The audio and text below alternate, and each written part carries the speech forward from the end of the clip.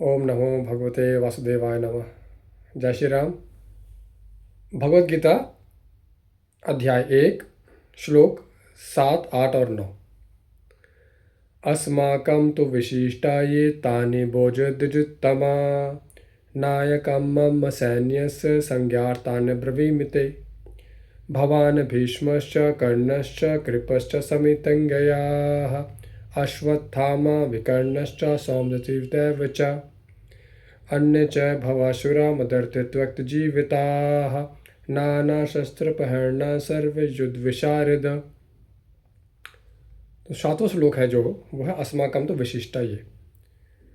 तो अभी तक ये और था कि जो दुर्योधन है वो अपने गुरु के पास गया, जो आर्मी जनरल है द्रोण, उनको जाके वो बता रहा है पांडवों के व्यूह रचना के बारे में, और ताना भी मार रहा है इनडायरेक्टली, सरकाज़म भी है उसमें कि देख लो कि आपने जिसको सिखाया वही आपके अगेंस्ट में आप लड़ाई करने आ गया, और उनकी शक्ति भी गिना रहा है कि अर्जुन और भीम के समान बहुत सारे उसमें योद्धा भी हैं।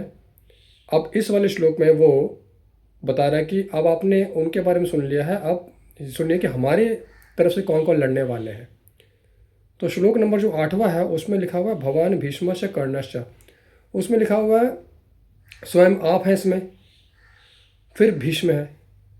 अब भीष्म ऐसे योद्धा हैं जिनको परशुराम जी खुद हरा नहीं पाए थे, और द्रोणाचार्य और भीष्म दोनों ही गुरु भाई हैं, दोनों के गुरु ही परशुराम थे।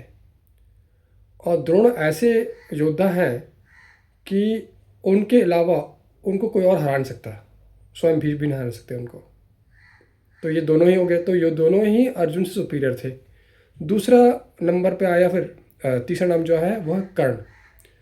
कर्ण भी परशुराम शिष्य हैं, गुरु भाई हैं द्रोण और भीष्म के, और सारे शक्ति इनके पास भी है।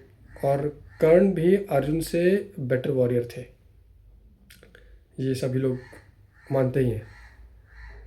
फिर भी अर्जुन कर्ण से जीते, वो कैसे जीते इस बारे में फिर अब आगे बात करेंगे।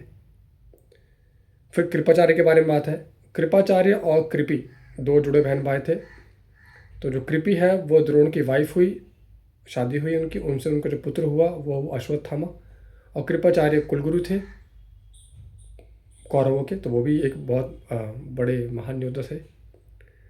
और उसके बाद नाम आता है अश्वत्थामा का। अश्वत्थामा जैसे जो द्रोणाचार्य का जो गुरुकुल था उसमें कह लीजिए कि अर्जुन के बाद दूसरे का नंबर था, वो भीम से पावरफुल थे, भीम को हरा सकते थे वो। फिर विकर्ण है जो दुर्योधन का तीसरे नंबर का भाई है। नंबर 1 पे दुर्योधन है, फिर नंबर 2 पे दुशासन है, फिर नंबर 3 पे विकर्ण है। बहुत महान योद्धा थे। पर अच्छी बात यह है कि विकर्ण जो थे ना, उनको धर्म का ज्ञान था। वो दुर्योधन को हमेशा टोकते थे कि ये आप सही कर रहे हो या सही नहीं कर रहे हो, उनको गाइड करते थे। लास्ट जो नाम है सोमदत्त। सोमदत्त जो है इसके बारे में बहुत कम लोगों ने सुना हुआ है। सोमदत्त जो है उनके पिता थे भूरिश्रवा, और भूरिश्रवा और शांतनु दोनों कज़न ब्रदर थे। तो शांतनु का जो कज़न ब्रदर है भूरिश्रवा, उनका बेटा सोमदत्त जो आज कौरवों के पक्ष में लड़ रहा है, और वो भी बहुत महान योद्धा था। तो ऐसे बहुत सारे थे।